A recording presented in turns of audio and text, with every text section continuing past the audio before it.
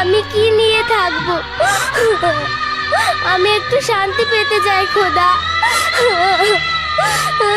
আমার সাথে কথা বলার সময় কণ্ঠ দিয়ে বিষ বেরিয়ে আসে, আর ম্যাডামের বেলায় মধু। কি বলছো যাতা? ডিভোর্স নেবা তো? ডিভোর্স? হ্যাঁ, আমি তোমার কাছ থেকে দূরে থাকলেই শান্তি পাই।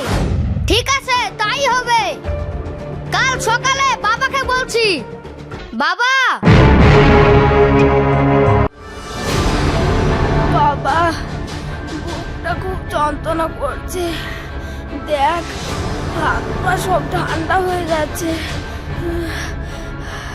ওগো, কি হয়েছে তোমার? কি হয়েছে?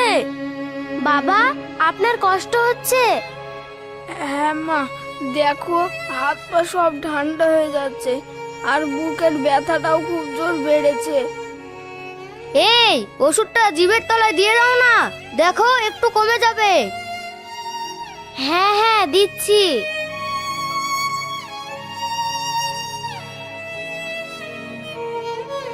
বাবা, একটু হা করুন।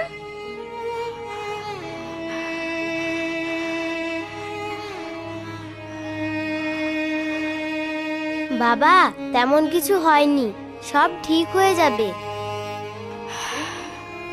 একটু স্বস্তি মনে হচ্ছে। দেখো তো হাত পাগুলো একটু গরম হচ্ছে কিনা। হ্যাঁ বাবা, এবার হাতটা ঠিকঠাক চলছে। যাক বাবা, বাঁচলাম। আমি তো ভয়ে।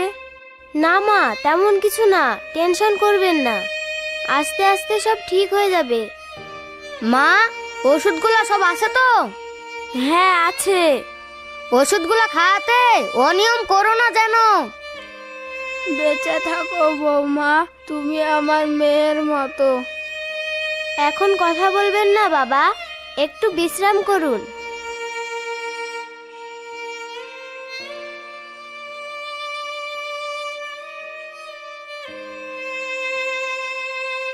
ঠিক আছে মা, তোমরা যাও, খোকা আবার অফিসে যাবে, রান্না বান্না করতে হবে।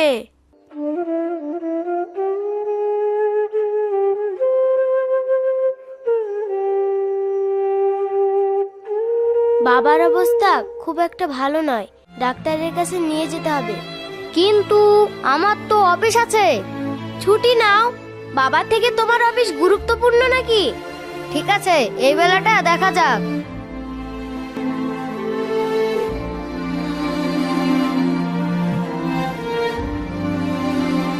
বৌমা, রান্নাটা বসাও, বেলা হয়ে গেছে। হ্যাঁ মা, আসছি।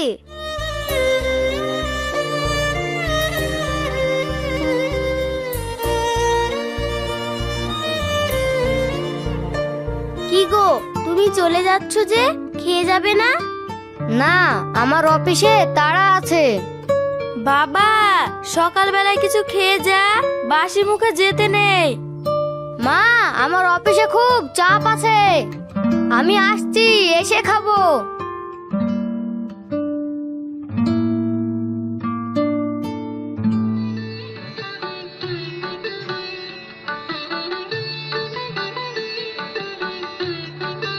বৌমা, ঘরে তো খাবার জল নেই, তুমি ট্যাপে থেকে নিয়ে এসো, আর আমি তোমার বাবার কাছে একটু বসি।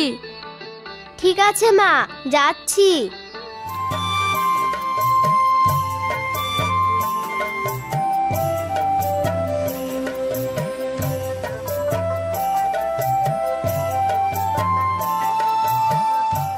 কেমন আছো বৌমা? ভালো চাচিমা, আপনি কেমন আছেন? ভালো। তোমার শ্বশুরের কি অবস্থা? তোমার শ্বশুর কেমন আছেন? ভালো, কিন্তু হঠাৎ আজকে একটু বেড়েছিল। তোমার শ্বশুর মশাই মানুষটা বড্ড ভালো গো। আচ্ছা বৌমা, তোমাকে একটা কথা জিজ্ঞেস করব? বলুন। কিছু মনে করবে না তো মা? না না চাচি, বলেন। তোমাদের সবই তো ঠিক আছে, কিন্তু প্রতিদিন রাতে তোমরা কি নিয়ে ঝগড়া করো? মাঝে মাঝে এমনই চিৎকার হয়, আমরা পাশের বাড়ি থেকে কানই পাততে পারি না। সে অনেক কথা চাচি। আমি তোমার মায়ের মতো, আমাকে বলতে পারো। জানেন চাচি, আগে এমন ছিল না। আগে আমাদের কত প্রেম, কত সুখ ছিল। সাকিবের কি কোথাও? না না, তা নয়। কি সমস্যা জানেন, ও আমাকে একদম সময় দেয় না। সব সময় অফিস আর অফিস, নিজের কাজে ব্যস্ত। তুমি ঠিকই বলেছো, আমার ছেলেটাও না তাই। তোমার তো লাভ ম্যারেজ, তাই না? হ্যাঁ চাচি।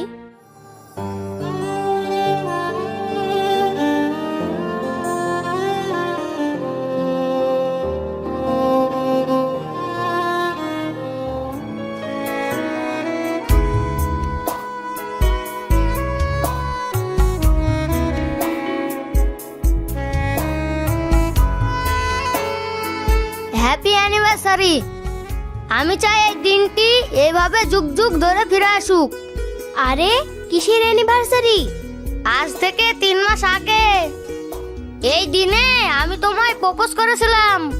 আরে বাবা, এত করে মনে রাখলে তো সব দিনই সেলিব্রেশন করতে হবে। তাই করতে হবে। জীবনে সেলিব্রেশন ছাড়া আর কি আছে বলো তো? সংসার করতে হবে না বুঝি? সে করলেই হবে। এখন একটু তোমার কোলে মাথা দিয়ে মজনু হয়ে যায়।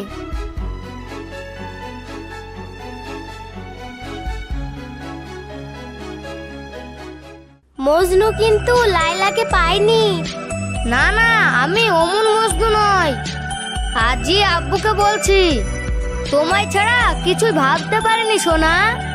তোমার কোলে মাথা রেখে সারাক্ষণ আদর খেতে ইচ্ছে করে সোনা। পাগল একটা।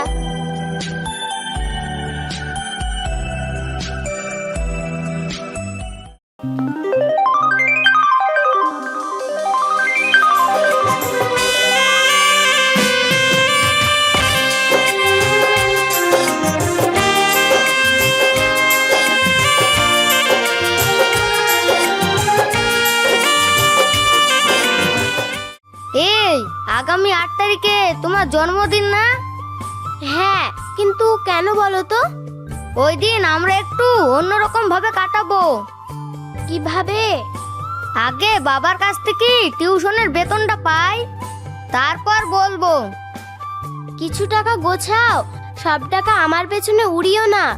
ওটা আর আমার দ্বারাই হবে না, তুমি সংসারে এসে গুছায়ও। আচ্ছা বাবা, তাই হবে।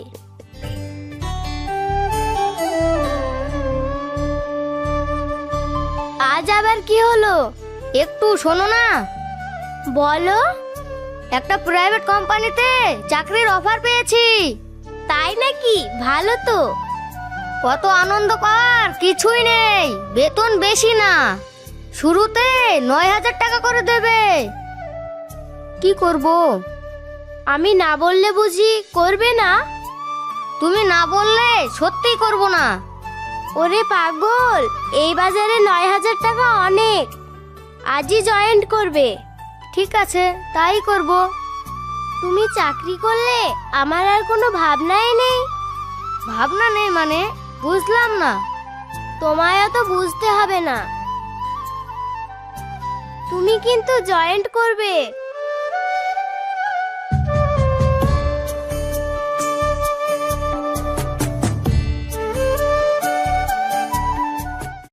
বৌমা, কি ভাবছো? জল বাইরে পড়ে যাচ্ছে তো। ও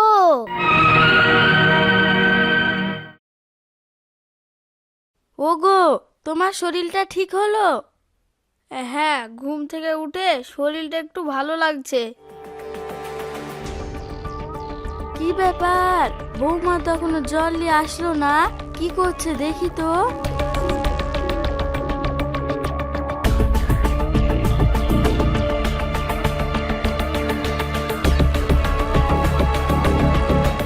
বৌমা, তোমরা তো শিক্ষিত মানুষ, তোমাদের ঘরোয়া সমস্যাটা তোমরা মিটিয়ে নিতে পারছো না?